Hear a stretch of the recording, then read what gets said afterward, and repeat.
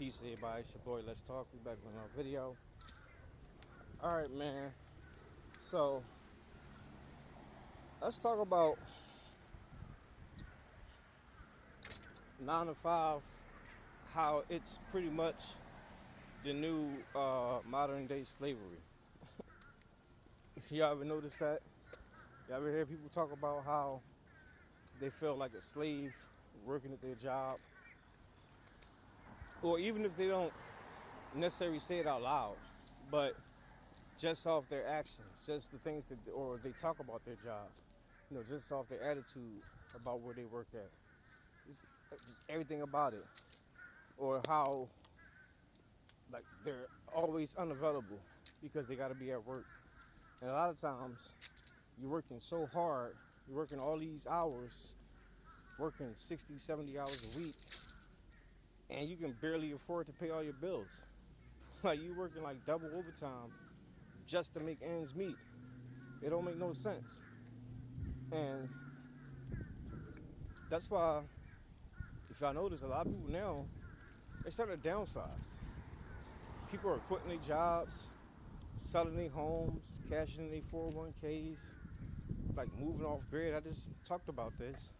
How you got a lot of Americans now just checking out, saying, "All right, I'll choose to survive on my own rather than conform to all these standards working at a quote unquote civil jobs, but they don't treat you civilly. They don't pay you civilly or none of that stuff." And yeah, people just giving up. They quitting, and I don't blame them because when you really think about it, there are things that you can do as alternatives for income nowadays. You got so many things that you can do. Shoot, if you got your own vehicle, now you can become uh, your own personal driver service. You can do Uber, you can do Lyft, do the Uber Eats, all that stuff. Like people been doing that for years. They call them hacks on the app. People been doing that for years, and now the system they figured out a way to monetize it and you know tax it.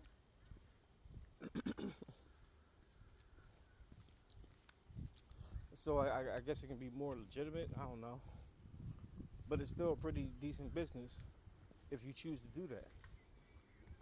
And all you need is your own vehicle. You don't even gotta have a car.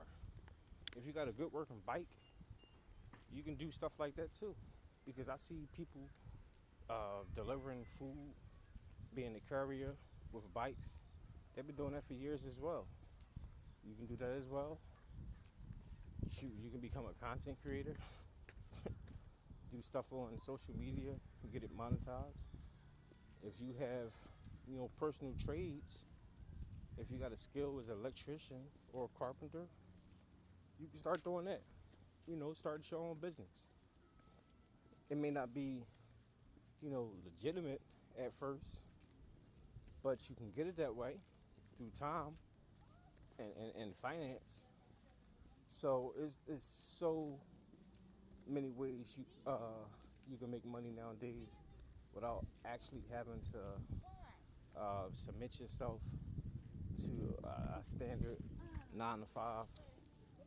Because when you do that, all you're doing is um, just basically pledging your allegiance to that particular company. Because you're not going to be able to do what you want. You're not going to be able to take off when you want to. Let's just say something happens if you're a parent, and God forbid something happens with your children. Uh, there's going to be a level, there should be a level of compassion. They'll let you take off. But depending on the severity of the situation, all that compassion gonna start throwing out the window if you stop showing up to work.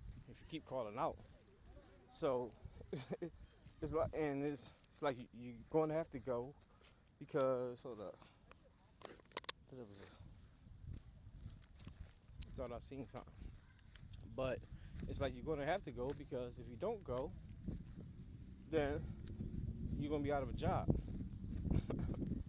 And then, like I said, depending on where you work at, you don't get access to 401ks. You don't get workman's comp. You don't get PTO time. You're not in the union. You're just there. So if you're not working, if you call off or you get sick, anything like that, something happens, then you're not getting paid even though you're not there. Like, and that's crappy, especially if you was a dedicated model employee and been dedicated to that company for X amount of time, and they still can't do that for you. No, I don't see that as a fair deal. Do you? So that's why I'm always trying to get people to have a entrepreneur mindset. And maybe I'm like that because of my pop.